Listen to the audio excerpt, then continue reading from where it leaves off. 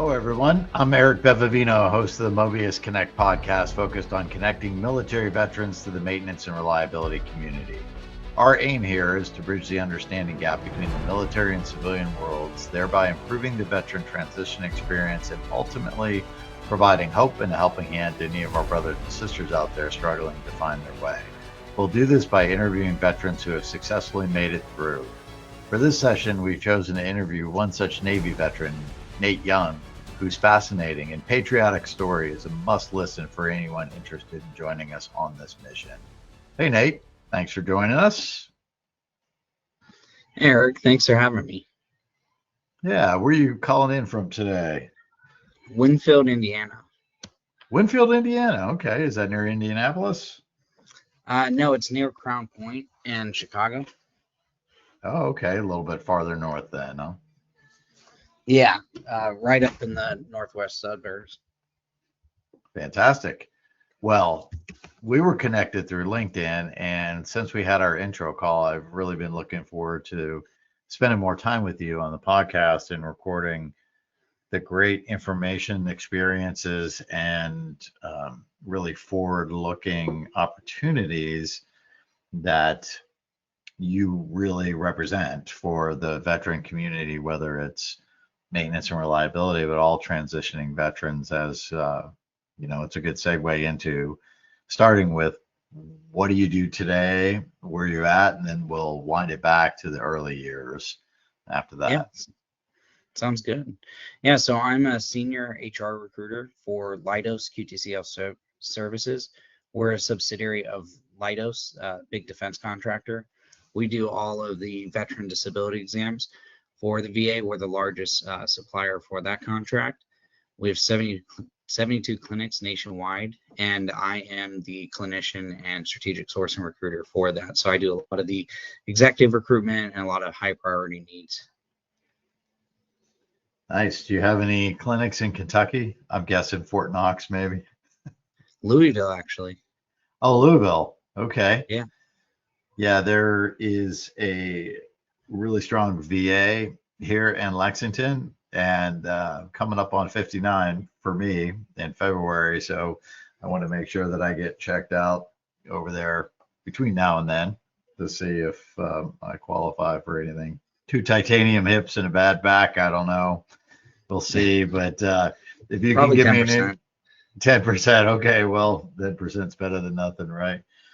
If you can give me any advice on that or any local contacts aside from the podcast, that'd be great. But this is really, fantastic. We haven't had anybody like you in this type of role on the podcast yet. So this is all new, fresh, very interesting information from the perspective of somebody who's not only in HR, but also in disability assessments and all that type of stuff, which is really key to thriving and surviving after transition to civilian life for veterans. Yeah, absolutely. Well, cool. All right. Well, let's start with, or let's continue. Sorry, where'd you grow up? What was your life like in the early days? I saw you worked at McDonald's as one of your spots on your experience in your LinkedIn profile. But where did Nate start his journey here? Yeah, so I was born in Clayton, Missouri. I grew up for the first 6-7 years in East St. Louis, Illinois. Towards the end of that time, my father's jewelry store was actually robbed. And I was gonna say it's a notoriously kind of rough neighborhood, isn't it? Yeah, East St. it Louis. is. Yep. Yeah. Well, and I know most people won't believe this story, but my mother actually robbed my dad's jewelry store. And yeah, it's kind of crazy. She had a lot of addictions she was paying for, but she robbed the jewelry store and ended up getting deported to Germany. And my dad had to file for bankruptcy, so we moved down to Kerrville, Texas, where a lot of my family was originally from. And so I grew up most of my formative years in Kerrville, Texas, where I got my first job at McDonald's, became a crew manager, and then eventually graduated high school from Tybee High School and joined the Navy shortly after that. Nice. So right out of high school, you went into the Navy, and How did you select to how did you end up in the medical field from there, right? Because you did corpsman type work, Yeah, HM, independent IDC or DMT or something like that. I can't yeah, remember. But yeah. yeah. So originally, while I was in high school in the 11th grade, I enlisted, in the early entry program for the Marine Corps. Oh, I was slotted to go as an 0300, and I was in debt for about a year. And then I had some issues with my recruiter that ended up with me leaving the debt program. And I moved to Colorado for 6 months, tried to be a snowboarder, ended up smacking my head a little too hard and was like, I don't want to do this anymore. So then I go home and I'm working at a small factory doing like creating medical equipment. And I walked into the recruiter's office just to say hi to some of the recruiters I'd made friends with. And the Army was like, hey, why don't you come join us, be a Ranger medic or be a Ranger? And I was like, yeah, that sounds great. Let me go say hi to the Navy. And I was walking out of the Navy, and this like big, heavy set guy was storming out of the office, shoulder checked me. He ran out, and I walk in. The petty officer named Petty Officer Walker was at his desk, just fuming mad because this recruit had just told him off. And I was like, hey, Walker, how's it going? We were talking. He asked me about the Marine Corps. I was like, oh, I didn't end up shipping. And you could see the wheel start turning in his head. And he's like, it's crazy. Like, you're in really good shape. You ever thought about being a SEAL? And I was like, no, I don't want to be a SEAL, man. I know that pipeline. what year was this? That was in 2013. 2013. Okay. Yeah. Yeah. And Interesting. yeah, so I was like, Walker, I'm not going to join the Navy. So like, that's a pipeline that 96% of people fall out, and then I become an undez. I'm not going to do that. I was like, but you got those guys named Quartzman, right? And he's like, Corpsman. I was like, yeah. Do you got one of those contracts? And they go with the Marines, right? He's like, yeah. I was like, okay, cool. I'll do that. And he reaches in, he goes, well, you're in luck. The guy who stormed out was going for a corpsman, so I have an open contract here, and we can get you out in the next 3 months. And so Oh that's my kind of how I gosh, ended you up kidding me? going in. Yeah, I just kind of stumbled into it. The timing is incredible, right? You could be the most well prepared for whatever it is you're trying to accomplish, but if the timing isn't right, you'll never get anywhere. And sometimes you just happen to find those serendipitous moments where everything comes together in your favor when the universe is telling you this is the right thing for you to do. No more snowboarding, you Yeah. know.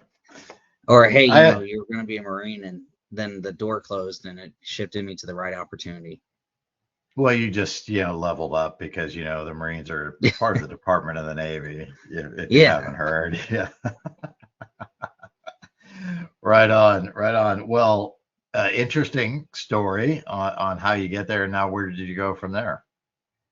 Yeah, so I joined. I was in JRTC in high school, so I came in as an E3. Hmm. Graduated boot camp in February. Started corpsman school in March. Graduated in June, and then my first duty station I reported into was at Balboa Naval Hospital in San Diego. Amazing first duty station, Nice and place, probably the I best area to be yeah stationed in the yeah, continental United States. Yeah. and I worked on a med surg unit for 2 years. Anybody that was wounded overseas, once they got stabilized in Germany, they came to my ward. So we did a lot of OEF, OIF casualty that we took care of, like SEALs that were blown up with mortars and grenades and gunshots and everything like that. And then we also did rotations in the ER and the ICU to keep up our trauma skills. Once that duty station was complete, I did 3 years with the Marine Infantry at Camp Lejeune. I served with Victor 1-2, which is the 1st Battalion, 2nd Marines for 2nd Marine Division. Did 17 months with them. I did a Black Sea rotation over in Europe, particularly in Norway, where I spent about 6 weeks living in a tent in the Arctic.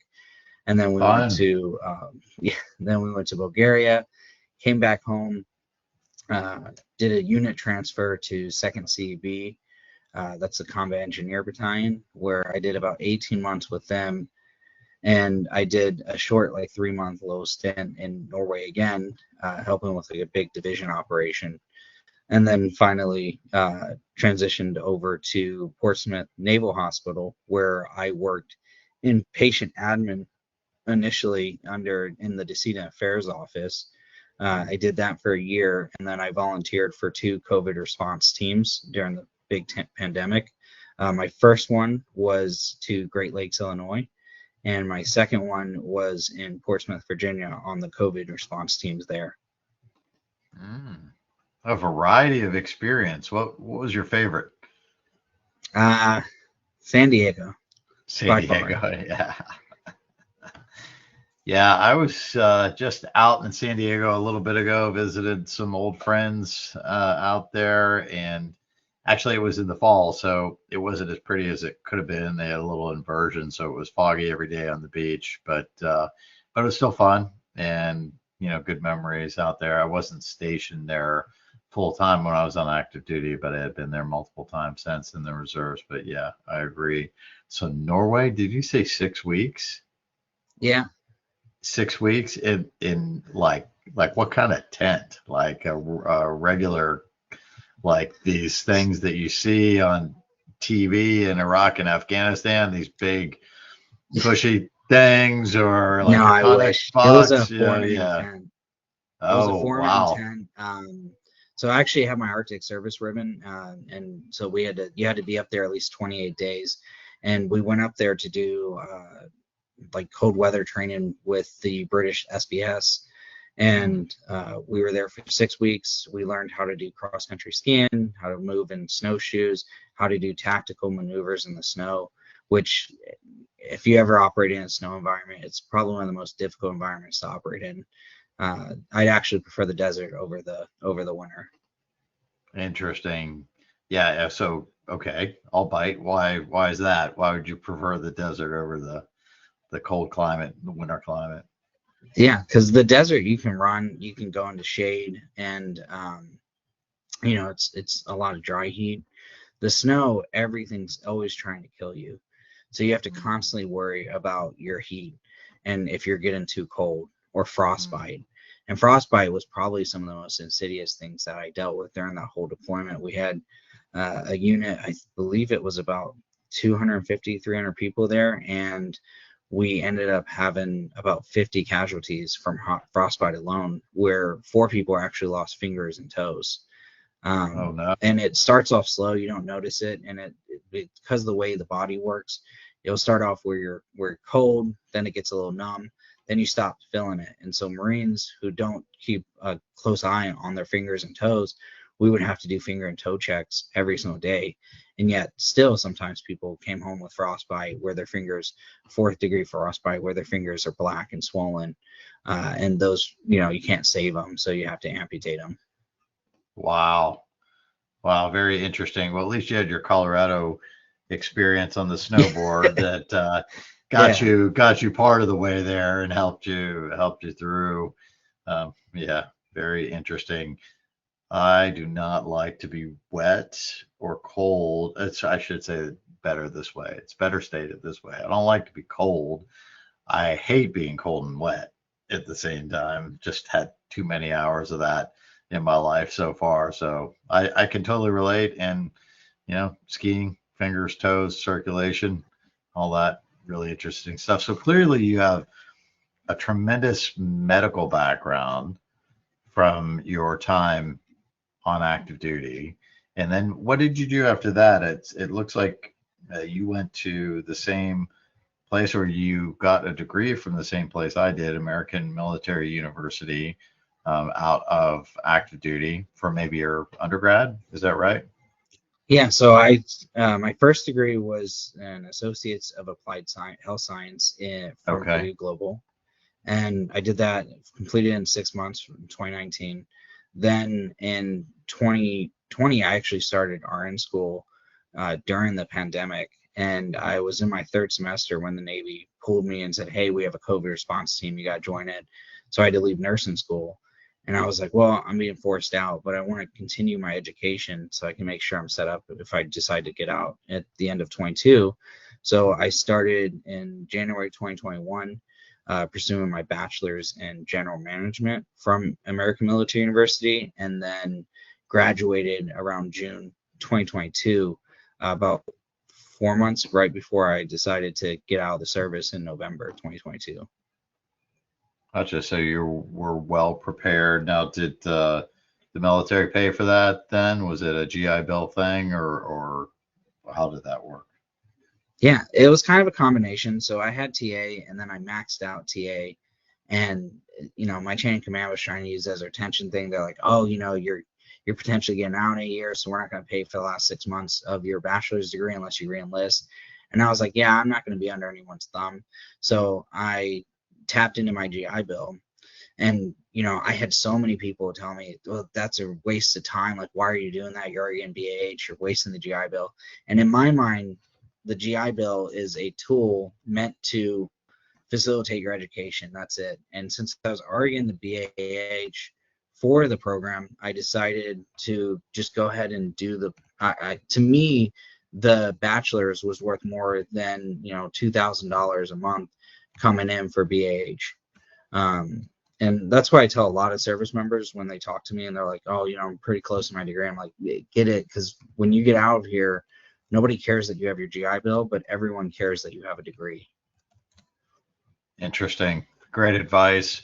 And American Military University, a part of the American Public University System, comes highly endorsed from both of us as a very effective and I should say economical, maybe cost-effective way to go about that. I mean, it's all online, and of course, you can meet with people if you want individually on Zoom meetings, or even if you're local. But most people are widespread. I really enjoy that experience and highly recommend it to anybody who's listening. But yeah, so you sound like you were well prepared to enter the civilian world after your active duty. How did that transition go?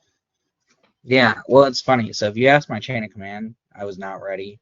Even though I had a bachelor's and I had my license for vocational nursing, they took me, I'll never forget, they took me to 6 different offices in Portsmouth where they had E6s and E7s who had been in for like 20 years, tell me how bad the job market is right now and I need to reenlist. And my first child was born in April. And so I remember holding her April 24th in the delivery room, and I was like, you know what? I'm getting out. I'm not going to miss our time. Like, I'm not going to miss watching her grow up. So I made the decision right then and there that I was going to get out. And that gave me about a 6-month window to prepare to transition out. I'd been hedging my bets, hence why I was going to school. But I officially was like, hey, I'm going to get out May. So when I started my transition journey, I looked at how everyone else transitioned out. And I was like, you know what? I'm not going to apply to 50,000 jobs. I'm going to start with LinkedIn because networking is key. I had LinkedIn since 2017 during my first contract when I was entertaining the idea to get out, and I had around 50 connections or so. And I was like, man, I gotta build this up. So I started doing social Saturdays. I started, really networking as aggressively as possible. And within that first month, I had grown my network from 50 connections to 500 connections. I got 12 job interviews. I landed 8 of them. Some of them were for SkillBridge and some of them were for full-time opportunities. I ended up accepting a SkillBridge opportunity with Pediatric Associates, family-owned companies. And how I did that was I messaged the vice president of talent acquisition, said, hey, I need a job. And he asked me, what kind of job do you want? And I said, I don't know. I've been a corpsman for 8 years. I could do operations management. I'm a jack of all trades. And he goes, well, since you don't know what you want, and I'm not going to entertain this, like, I'm going to kick this down to 2 levels down on the recruitment scale. And I ended up meeting a phenomenal recruiter named Tiffany Chapp, who saw in me the ability to sell. And with my medical background, I could be a major asset to the clinician recruitment team. So I ended up doing a 3-month SkillBridge on the clinician recruitment team for Pediatric Associates, where I focused on recruitment of pediatricians and family medicine doctors, as well as pediatric nurse practitioners and PAs. I did that for 3 months, ended up with a full-time job offer. So I stayed with them for about another 14 months or so, where I became the national recruiter for what they call, how do I say, locum people, where they're like 1099 contractors for the company. During that 17 months, recruited about 117 providers. A large majority of them were the 1099 contractors, and then probably about 30 or so full-time, 10 doctors and 20 nurse practitioners or PAs. And that's where I started to really get the idea that LinkedIn can be something useful for networking. And so I continued to grow that network as a like rainy day fund. So if I ever need it, it's going to help me both as a job seeker and as a recruiter. And it was actually because of LinkedIn that QTC reached out, formerly known as QTC Management. One of the recruiters named Casey Farr reached out and said, hey, I love what you're doing on LinkedIn, because I used to post memes a lot. I used to post like my own personal opinions. And he was like, I want that on my team. I want you to come join my team, bring my team into the social media age. I had about 15,000 followers at that time. So first job I got within 500 followers. My second job I got 15,000 followers.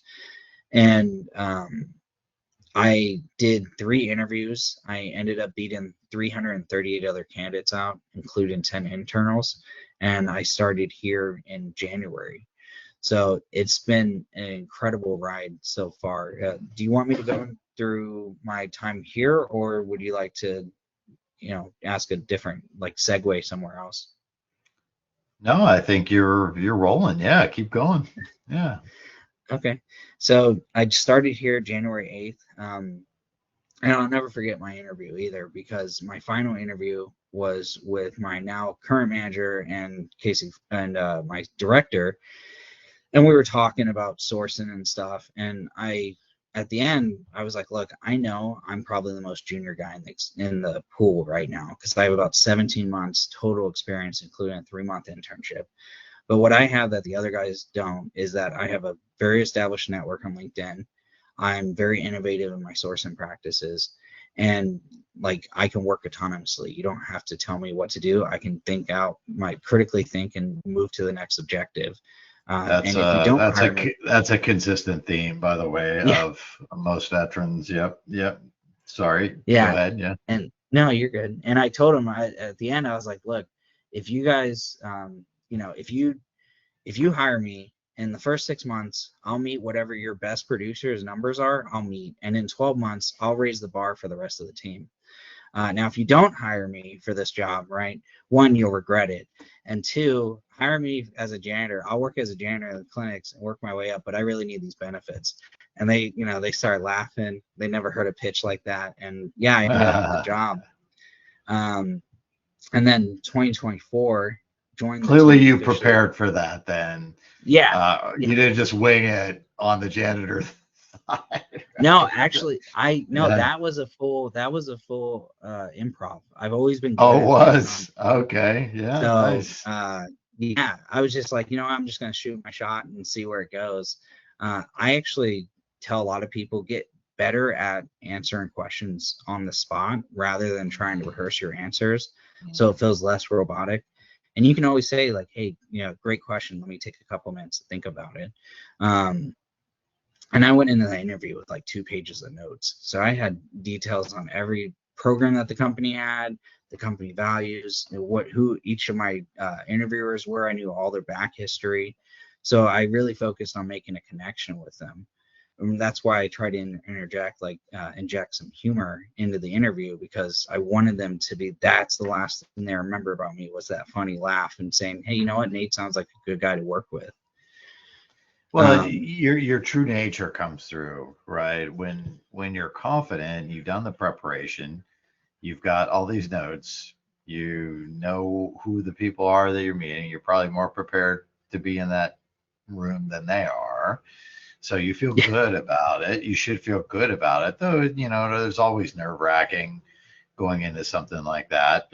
Though you can flip the script a little bit and thrive on the energy, as opposed to being nerved out or anxious about that energy, and show more yourself if you feel pretty confident that you've got all the fundamentals covered, and you don't want to be a robot, and you want to stand out without being, I don't know, unusually remembered, doing something Yeah. really weird. Like I remember at one of the places I worked at before the CEO, it was a small place, a small consulting firm, and we've been going through a lot of salespeople, and this is not necessarily related to veterans, but it is related to interviews.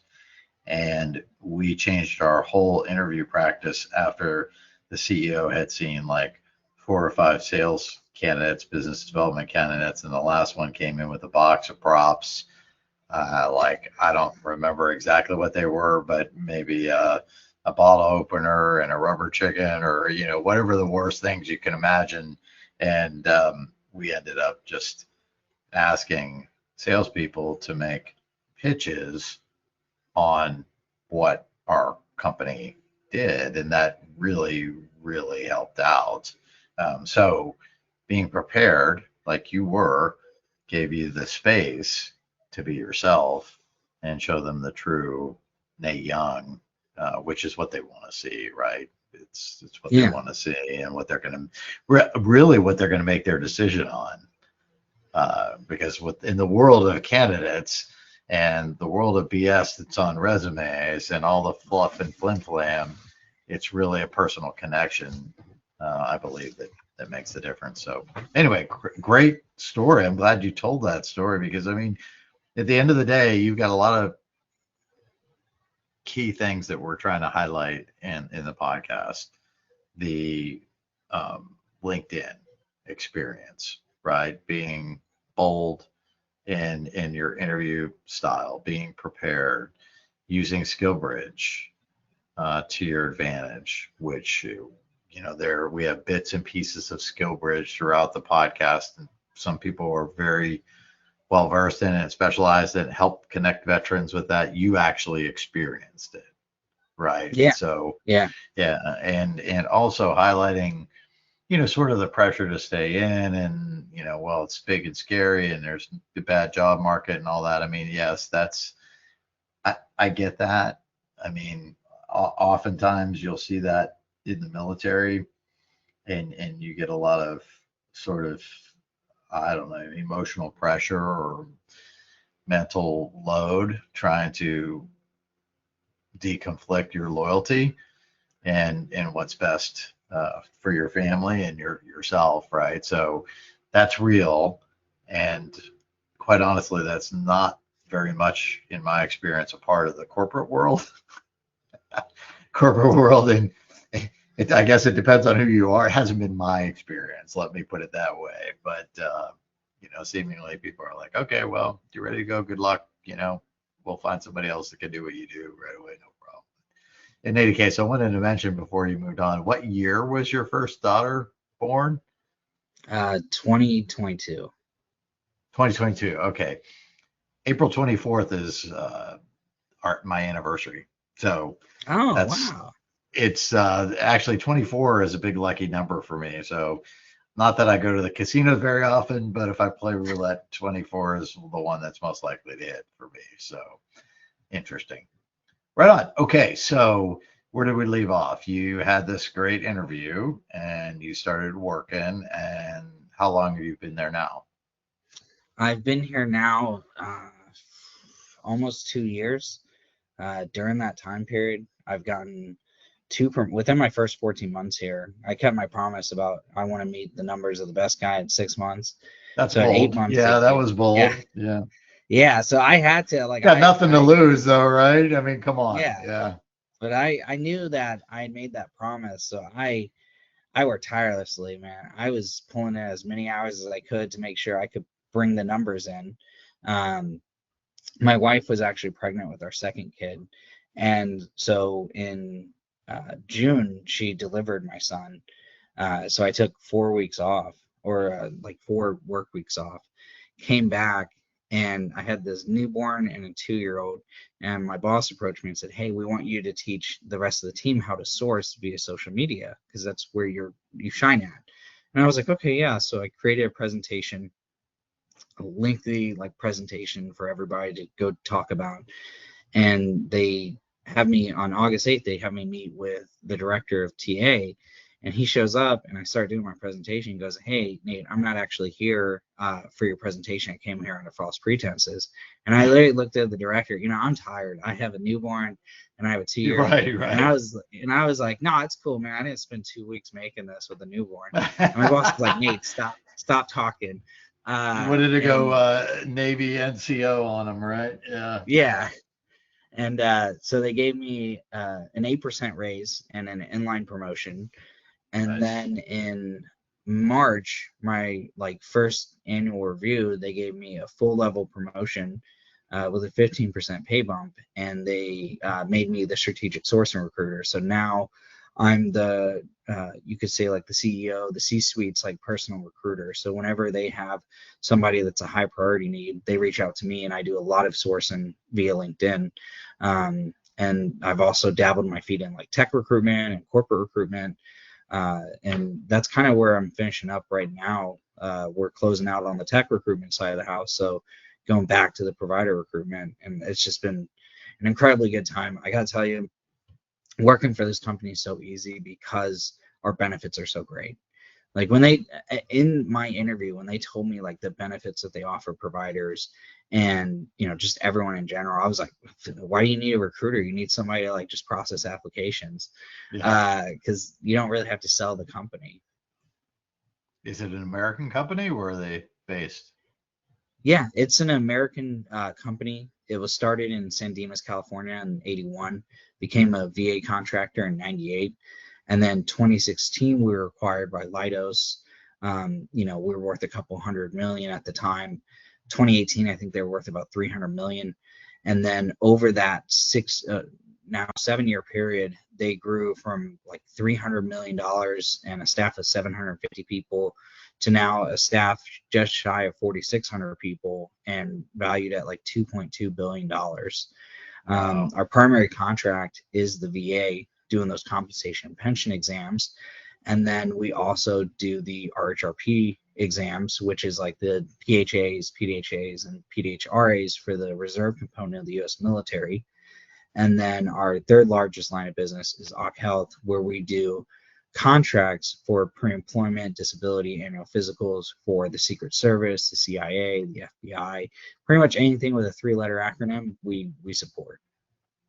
Wow. Fantastic. So you'd be a very valuable resource for folks who listen to the podcast and have specific questions. And we'll get to your contact information as we wrap up in the podcast. But yeah, you sound like a really great resource, not only for the listeners, but for me too. So Yeah. I appreciate you, man. Yeah, and I'm always happy to talk about like the VA disability process, job seeking, job hunting, transition, and mentorship. Like, I think it's all critical, and it's questions that we should get out there in the open so we can take the power away from all the myths and misconceptions that are floating around on LinkedIn. Yeah, well, without a doubt, and there's a lot of confusion because there's seemingly an endless supply of people want to help, some for cash, some for free. Where do you go? What specialty? What is like the absolute best way for, let's call it an E4, getting out of the Navy, the Marines, the Coast Guard, Air Force, whatever, Army. Yeah, I don't want to forget the largest Yeah, branch of the service, right? I see how it can be confusing.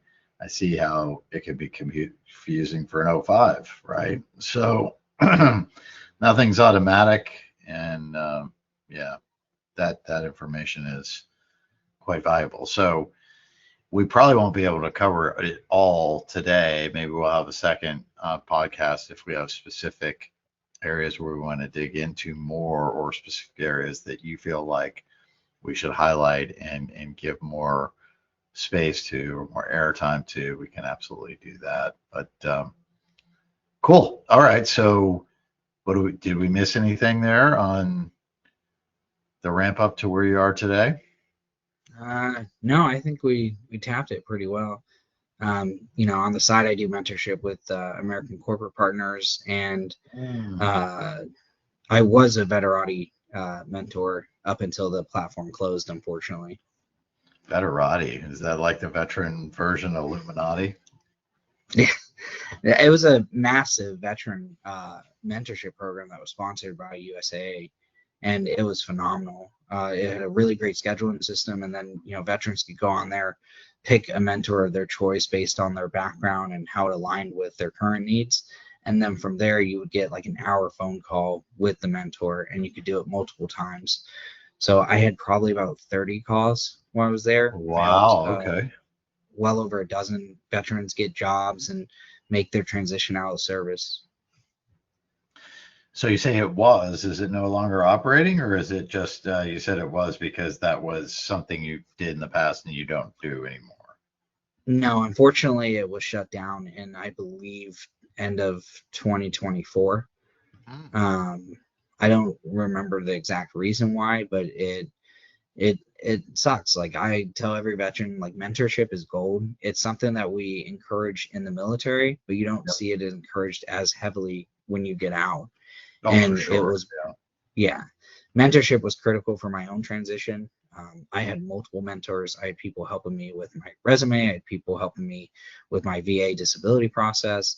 And just, in general, like, hey, what do I need to be thinking about as I transition out of service? Yeah, and I've heard of American Corporate Partners in a very positive light too. So yeah, those are, at least that one's one to check out. Doesn't sound like the USAA program is still operational, but I'm sure somebody could pick up the ball and run with it using that template.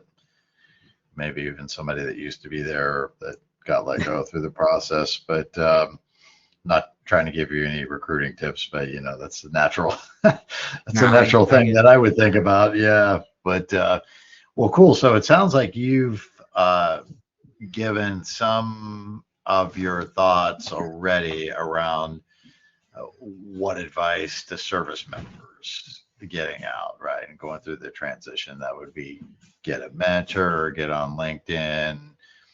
Could we maybe tie that up in some bullet points and yeah, then move on? We'll move on to the what should corporations or businesses who are looking to hire veterans do to attract more veterans. But for now, let's sort of bullet point the things that you feel like veterans ought to do in their transition journey to make it easier, um, and maybe even some things that you wish you had. It sounds like you had a lot of these already, but yeah. if there was anything that you wish you had that you didn't, then you can put that in there too.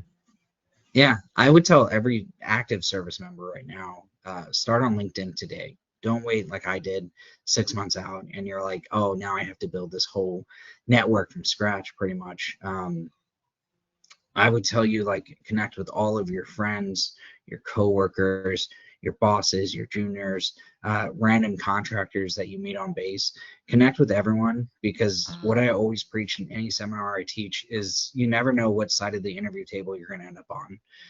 A great example was I had an E5 when I was an E3 or E4 serving Greenside, phenomenal guy. And we transitioned out of service, we split our ways, and a job came open here for a provider training specialist manager. And I remember that guy from my time in service, and I was like, you know what, let me reach out to him. He was currently employed, and I said, hey, you should come over here. It's a phenomenal opportunity. I'll help you get your foot in the door. And he is now the provider training manager for the whole company, managing all the training for the specialists. And so if Nice. yeah, so that's the power of LinkedIn, though, is like if you continue to connect and you continue to build rapport and relationships with people, again, you never know who's going to be a hiring manager and who's going to be a job seeker. And at one time, most people are always going to be job seekers, and some people get the opportunities to be hiring managers, or like myself, be recruiters that can present opportunities to others. So LinkedIn, absolutely critical. Resumes, there's a lot of great services, both paid and free. Some of the free ones that come to mind is Hire Our Heroes USA. and bestmilitaryresume.com. They do a free corporate and a free federal resume, and then they have a subscription service afterwards where you can put like the URL, the job you're applying for, and your resume template, and it will automatically tailor your resume to that job. And so that's super convenient. Something I always recommend to people is tailoring your resume to job descriptions. I can't tell you how frustrating it is as a recruiter when people are applying to jobs with a generic resume that doesn't align with the job description.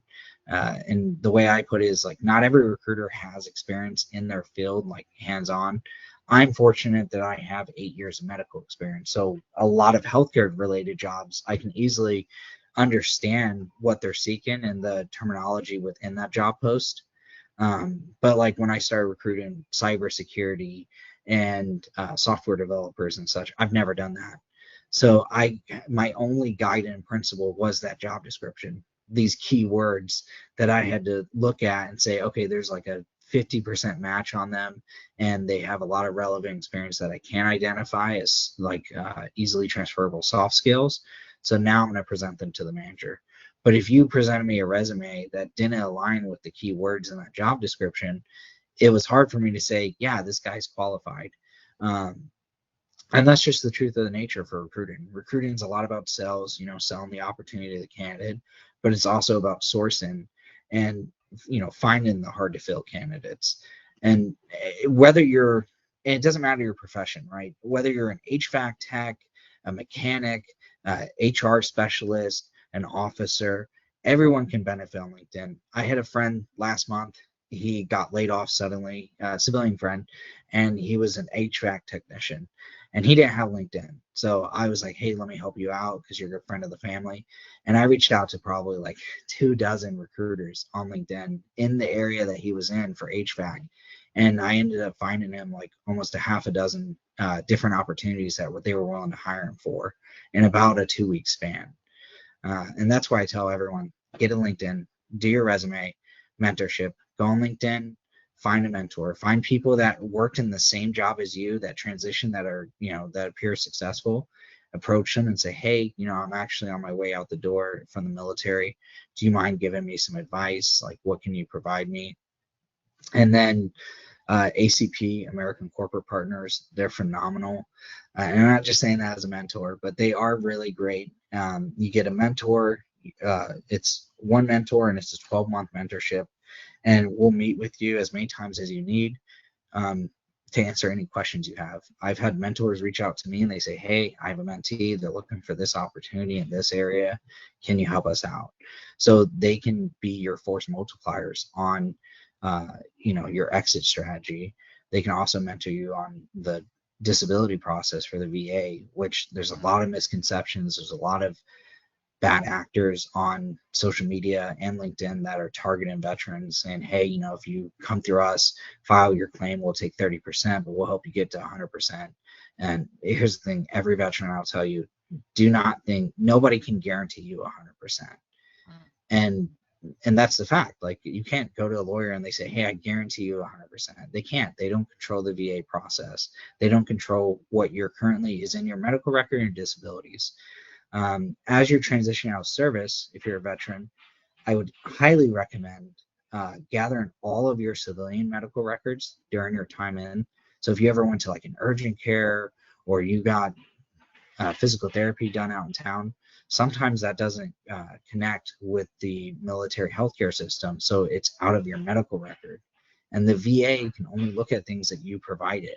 So call up all the healthcare centers that you went to, get your patient records, and then start compiling your medical record. Don't just wait until you're 6 months out from service and now all of a sudden you have a bad back and you all of a sudden have a bad knees or mental issues, because you're not doing yourself any services. The goal is not to leave service as messed up as possible to get 100% disability. The goal should be to leave service and try to rehabilitate as much as possible. And then if you're not able to, then, apply for the disability and the compensation for that. Once you have your medical records, you've been seen throughout the time in service trying to get better, and get buddy letters from friends that you served with, your spouse, your friends in the civilian world, anybody that can write and say, hey, during Nate's first deployment, when he came back, he was a lot more angry, he was a lot more depressive. Or my wife wrote, like, I have night terrors and I suffer from PTSD from some stuff that happened in the Navy during my time as a corpsman. And so she was able to write that in a letter that I then added as supplemental evidence into my own claim. And so that further strengthens your claim with the VA, because they look at the 360. So they look at your medical record, that's your military provider's viewpoint. They look at the service members' claims, that's the service members' claims, service members' viewpoint. Then you have your buddy letters, which is like an outside third party saying, hey, this is what I witnessed. And then they'll look at the VA raters and the compensation and pension examiners' viewpoint. And so with all that, if you give them an amount of evidence, it's a lot easier to make a decision.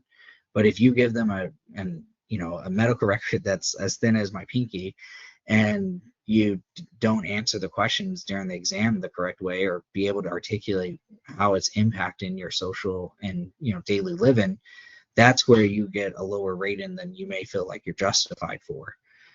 So that's key for the disability process. Then you have another thing I wish somebody would told me would get life insurance while you're in, because once you get a disability rating, it can make the cost of your life insurance go up.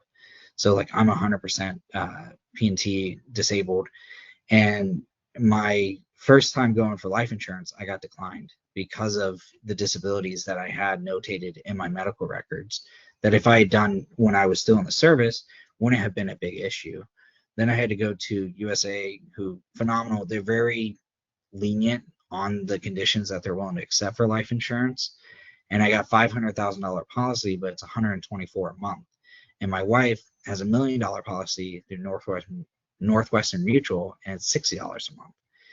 And that's the frustrating part. Nobody told me that. And when I got out as a E5, I was on SkillBridge. A lot of companies' benefits don't start for 90 days post your SkillBridge. And so I remember everyone in my family got struck with COVID the day after I got out of the service. So there was no medical. And I remember during TAPS, they told me, they were like, hey, you qualify for TRICARE, so you'll get 6 months coverage of TRICARE. And I was like, oh, thank God. So I called TRICARE and I'm like, hey, I got a sick baby, a sick wife, a sick me, so I need to go to get healthcare. It says that I'm still qualified under TRICARE. And they go, yeah, you're still qualified. You're eligible for coverage, but you have to pay for coverage. And I was like, all right, well, like, how much can coverage be? My current company charges me like $1,200 a month, and I don't get the benefits for 90 days. And they were like, well, ours is $1,500 a month for a family of 3, and we only take quarter payments. So you have to pay all $4,500 tonight, and then we can get you coverage for 3 months, and then you'll have to pay another $4,500. And I was an E5. I transitioned out of service. I had good money skills, but my house that I was selling needed a lot of repairs. And so I was like, I don't have that money. And I was so upset because nobody told me, like, hey, you don't actually have coverage for healthcare. And unless your VA rating comes back, you don't have VA coverage. And then 2 weeks later, I'm sitting on the couch watching Dancing with the Stars with my wife. And that's when I found out I was 100%. And I was able to get the coverage for my family using Champ VA. But yeah, that's some of the stuff I'd probably tell any veteran that I talk with. Yeah, well, great advice, and challenging experience, but out of that experience comes the wisdom and ability to pass it on. So I appreciate you sharing that, Nate. Yeah, that's really, really important stuff. So a couple more questions before we close things out. Any advice that you would give to corporate hiring managers about veterans that they need to know to get the best military fits for the positions they're seeking to fill? Seems like a custom-made question for you. Yeah. Yeah. So I'm a little biased because I love hiring veterans, and I always try to give veterans preference whenever we are hiring them. But I think it's twofold. Like I would say to the veterans, like you have to put in the effort. You have to make yourself a qualified candidate.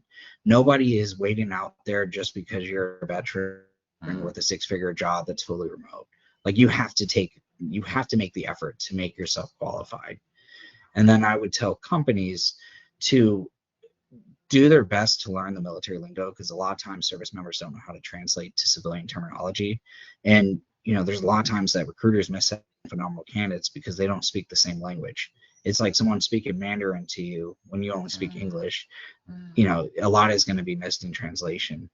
So I tell them to build pipelines with the military, go to the career service offices on base near you and start pipelining candidates to your organization. They're going to be phenomenal candidates. They're going to be experienced. They're going to be trained. They're going to have the right mentality. Not every veteran has a Hurt Locker experience. Most veterans work 8 to 5 in the military with maybe PT in the morning. So a lot of people's worries is that Hurt Locker is the way how Hollywood showcases veterans. Stereotype. From war. Yeah, for sure. Yeah, stereotype. Yeah. So I would tell them to remove the bias and, give people the opportunity. Don't go off of rank. Like I've seen job posts that are like, hey, we're looking for E9s or E7s. And I've seen people that are E4s that have gone out and outperformed chiefs. Like rank doesn't determine your efficiency. It just determines how good you were at climbing the ranks. Right. Yeah. Right. The meritocracy of the military. Correct. Yeah. And get skill bridge. Yeah. Like every company can benefit from skill bridge. I love skill bridge. I did it myself, and we're actively trying to pursue getting our skill bridge program set up here at Leidos QTC to help. It's a phenomenal pipeline for candidates because you're bringing in candidates. You get 3 months. The company doesn't pay them. They're still paid by the military. And so you get 3 months, like a trial run with that candidate to see what they really bring and how they're able to transition. And at the end, you can make a potential offer. Is it 3 months now? It used to be 6 months, didn't it? So mine was 3 months. Okay. So that's why I go off it. But it can go up to 6 months. It's a little bit more difficult to get that now with the commands and the manning issues. But yeah, if you can get 6 months, and don't waste your skill bridge opportunity. Don't go to one of these skill bridges that just give you a certification on the way out and no job. The point of skill bridge is to get you the job. So if you're going to go, don't just go to the skill bridge that's remote, that's going to promise you like a PMP like certification, because at the end of the day, you still leave that skill bridge with no job. And then that defeats the whole purpose of the skill bridge program. You want to build your civilian experience, learning the ability to articulate yourself in the civilian corporatese language, and then build that network. But if you just go for the certification and chill out for 6 months, you're gonna be in for a rude awakening when you get to the job market, because the job market is difficult. It is hard. It's probably one of the hardest job markets there is in the last since 2008, 2010, the crash. Everybody talks about it, and you see all these companies laying off. That's not to fearmonger and say, hey, every retention officer is going to play this clip now. But what I would tell them is, like I said, you have to put in the effort. You cannot just coast through your military career. You can't just wait until you have that oh crap moment at the 6 month mark and then put in the work. You need to do everything you can to set yourself up. That's getting degrees, that's getting certs, that's getting the specialty training, that's doing the networking with the contractors that are currently doing the job you want. Doing all that's going to increase the likelihood of you successfully placing post-military, because that's the biggest thing I see with military vets. A lot of times when I'm doing mentorship, it's like, what are you doing now? Right? What were you doing 6 months ago? Oh, I was working, I was deployed every day. Great. The civilian world doesn't worry about that. They don't care about deployments. They don't care that you got a Brown Star or a NAM. They care about what's the value that you bring to the organization. And if you can't articulate that, there will be someone that can articulate it better than you, and they'll get the job and you'll stay unemployed. So again, on the corporate hiring side, companies need to do better at pipelining veterans into their programs, being flexible, being open to it. But also, I really leans on the veteran, because it's a very tough market. It is highly competitive, and nobody's out there standing with a six-figure check for you to say, hey, come work for us and we'll teach you every legwork. If I'm hiring you for 6 figures, And I tell colonels this, right? Like I've talked to lieutenant colonels and colonels that are getting out, and I'm like, look, I'm not paying you because you're a colonel. I'm paying you because you have network. You have an established network with key relationships that I need. You have key knowledge and insights that I need. And right now it's relevant, but 2 years later, it's not going to be as relevant. It's not going to be as valuable.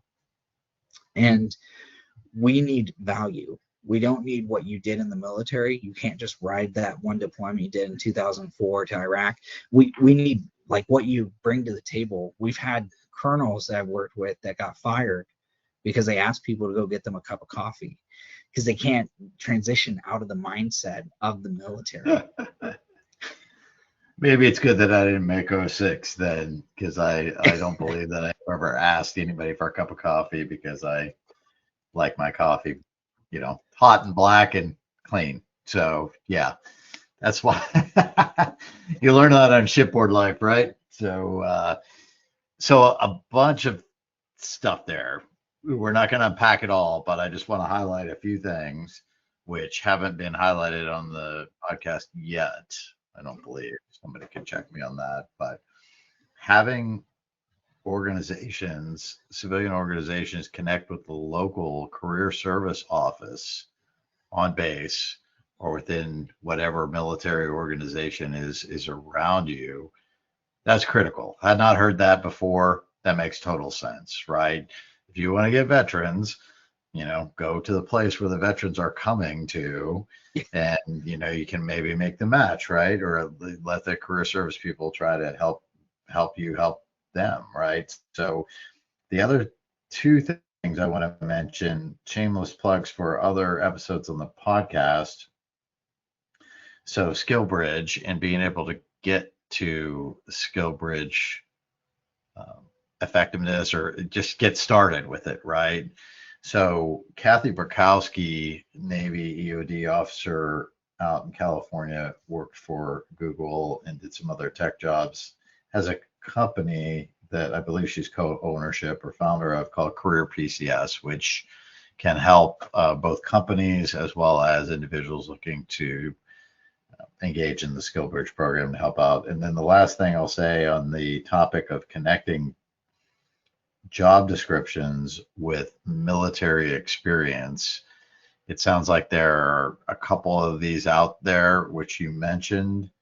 Was it Military Best Resume and Hire Our Heroes?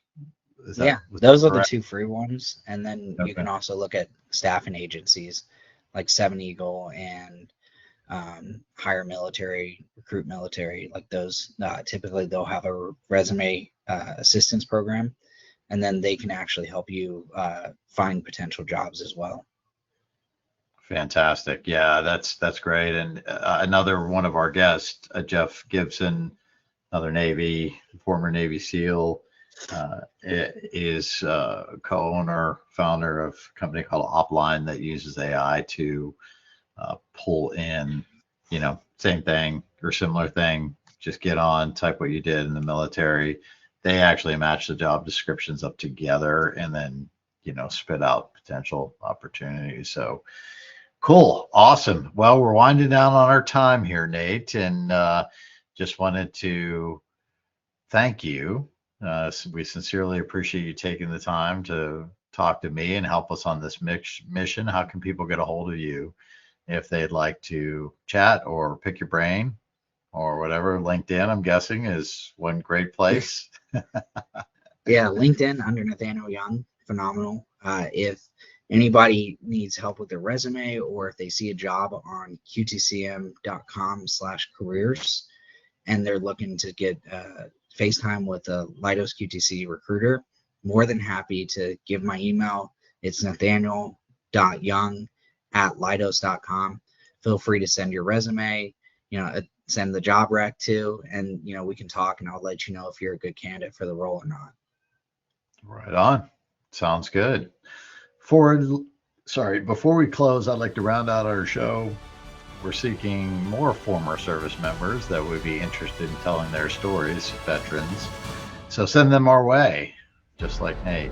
And that'll wrap it up for today. Thank you, Nate, and thank you, Mobius, for providing this platform to help both transitioning vets as well as those looking to hire them. in the field of maintenance and reliability. That's a wrap. Thank you, my friend. Yeah. Thanks, Eric.